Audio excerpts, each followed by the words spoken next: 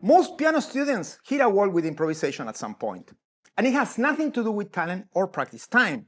It comes down to a conceptual mistake.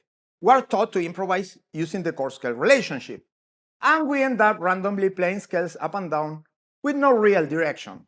The result is always the same, a solo that sounds like an exercise instead of music. And although it helps, learning licks doesn't solve it either, because we can never connect them quite right, and when we try, they sound out of place. So we end up stuck in the same loop, trying and failing, trying and failing. Now, practicing more scales isn't going to fix this. What needs to change is the concept itself. Scales show us what notes we have available, nothing more. They are like the alphabet of music. And trying to learn how to improvise by running scales is like trying to learn how to speak by reciting the alphabet. Now, improvisation is composition. To get better at it, we need to borrow composition concepts. In this video, I'm going to show you one technique composers use all the time to give melodies direction and how we can apply the same idea when we improvise. The technique is called target notes. These are chord tones we use as landing points to give our solo a sense of direction. When we know where we're going, our solo starts making sense. Now, the secret is landing on these notes as we move through the chords. Let's see how Kern does this in All the Things You Are.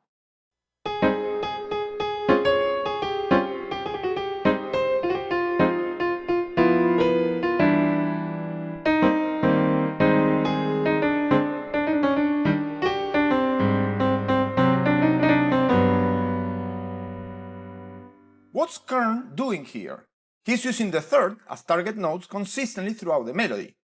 Third, third, third, third, third, third, third, third, third, third, third, third, seventh, third. And he also uses approach notes to get there. Third, third, approach, third, third, approach, third, third, approach, third. Now, we can do the same thing to build our solo, but let's say that instead of the third,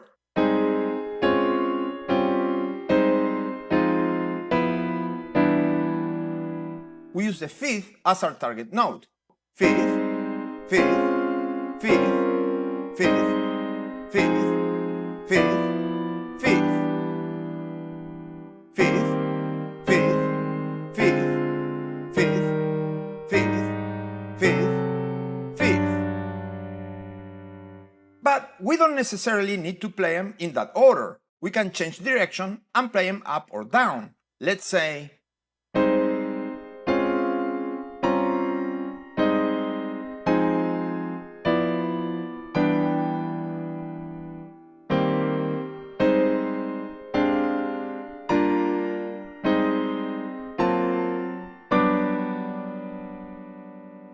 and now we can add some approach notes.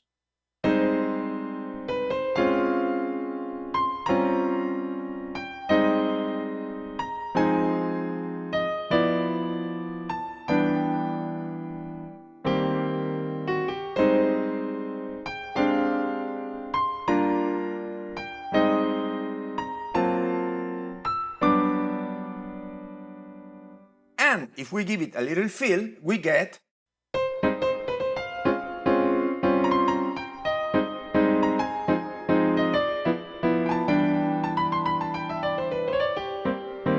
here we're using a scale, but notice that now we're using the scale with a purpose. We're using it to move from one target note to the next.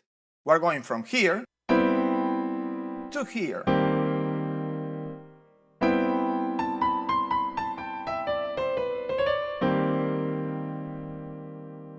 So then this is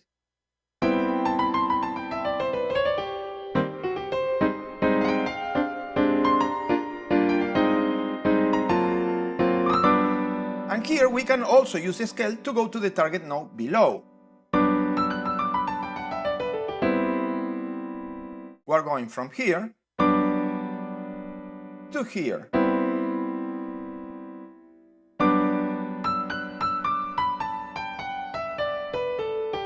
and we land on the 5th of A minor. And here we go, 5th, 5th, 5th.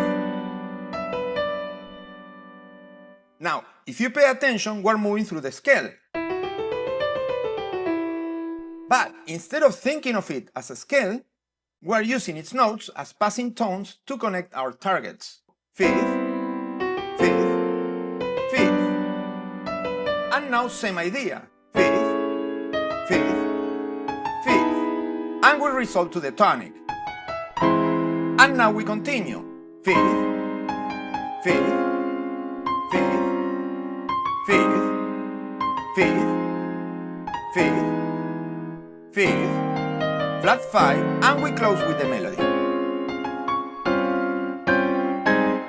So then again, everything from the top, we get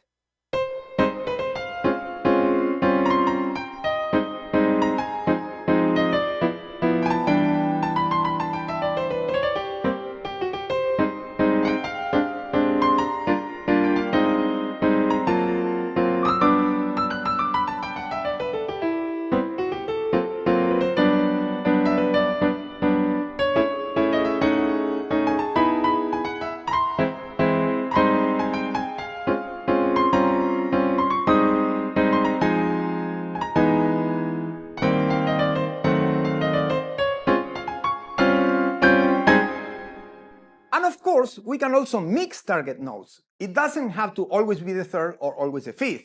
We can combine them. And we can even use 7 or 9s. But that's for another lesson. The point is this: with just a few notes and a clear destination, we can build a solo that makes sense. That's a lot more than just running scales up and down and hoping for the best. So stop thinking in scales, start thinking in destinations. Pick a target note for each chord and build it from there. If you enjoyed the video, give it a like, subscribe to the channel, and leave me a comment telling me about your experience with improvisation. And if you want to dig deeper into these topics, you can register for free at InsidePiano.com/register. And as usual, enjoy the practice, and I'll see you in the next video.